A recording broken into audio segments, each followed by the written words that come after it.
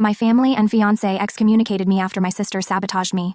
I need a little advice on the matter as I don't know what to do anymore. I was 21 when my fiancé asked me to marry him. He was the absolute light of my life. We had known each other since preschool, and our families were very close. He would come and have dinner with us daily and vice versa. He doesn't have any siblings, but I have 2 older sisters, which is very important, as he was also very close with them. We grew up together. When we started dating, our parents celebrated for weeks. He helped me deal with my anxiety, and even when I gained a little weight and my mother berated me, saying he was going to leave me, he told her off and said he loved me for who I was, not for what I looked like, even though he claimed I was the most beautiful girl in the world to him. We were only engaged for 6 months before the incident. My middle sister, let's call her Nikki, was a very cold person. She never showed affection. She only ever opened up to my fiancé, saying she saw him as a brother and he helped her through a lot, like drug addiction and legal troubles. She and I never saw eye to eye.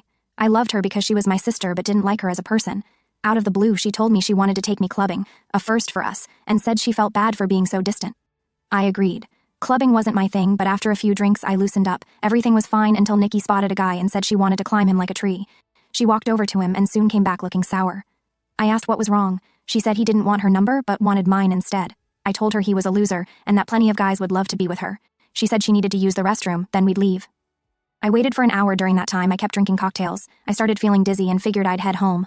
On my way out, I bumped into a friend of Nikki's who asked if I needed help getting to my car. I said I was taking a cab and he offered to share one. I agreed. In the cab, I tried to find my phone but blacked out. I woke up the next morning on a hard sofa with a pounding head. My phone was dead on a nearby table. Nikki's friend said I passed out in the cab, and since he didn't know my address, he brought me to his place and laid me on the sofa. I told him I needed to go. My fiancé would be worried. He called a cab and I left. When I arrived home, my family and his were in the living room. I thought they were worried, but instead my fiancé screamed, asking how I could do this to him. I was confused. He said I cheated on him. I tried to explain, but Nikki claimed I was flirting with guys and left the club with her friend. She showed a photo of him putting his hand on my back as we exited. I had no idea. My fiancé kept yelling, and our mothers were crying. I begged Nikki to call her friend, thinking he'd confirm nothing happened. But when she did, he said I begged to go back to his place and that we slept together. I lost it, crying, yelling at Nikki, knowing she planned it all. My fiancé walked out. After everyone left, my mom slapped me and kicked me out. I went to a friend's house and stayed a few nights trying to call my fiancé. No response. My mom texted awful things and threw away my belongings. I became homeless. My family chose my fiancé and Nikki's side. On Christmas, I tried to visit, only to discover on Facebook they were celebrating out of state, all together, even my fiancé. I cried for days. Eventually, a friend helped me find a job at a restaurant with a small apartment above it. I moved, worked hard, saved money, and eventually got a better place. I became assistant manager. 2 years passed with no contact, until my ex showed up at my door. I wanted to run into his arms, but then remembered the pain. I tried to slam the door, but he stopped me. He said Nikki had confessed. She'd lied. Now married, she realized what she did was awful. He found me through my friend. My family wanted to reconnect. I said I needed time. Then my dad came to visit. I got sick at the sight of him. He cleaned it up. We cried. He said he begged my mom to contact me, but she refused, saying I deserved to leave. He cried, saying he wished he could undo it all.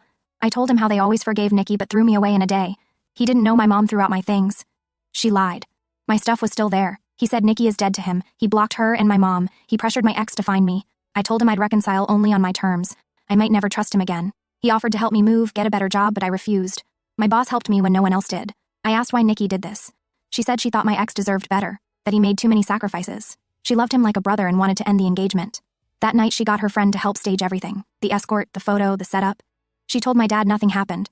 Her friend played video games all night and has proof. My dad offered to get my things, but I didn't want them. I asked about Nikki's husband. My dad gave me his number. I called him and told everything. He wasn't surprised. She'd lied about his sister and drove a wedge between them. I told him to reconcile with his sister and warned him about Nikki. So I've decided to reconcile with my dad. He's divorcing my mom and cutting off Nikki. That shows me he's serious. As for my mom, I don't think I'll ever forgive her. If she contacts me, maybe we'll talk. Maybe. My ex hasn't met with me yet. My dad said he wanted to come with him, but my dad said no, that it would overwhelm me. My ex was even arrested for assaulting Nikki's friend who lied, but the charges were dropped.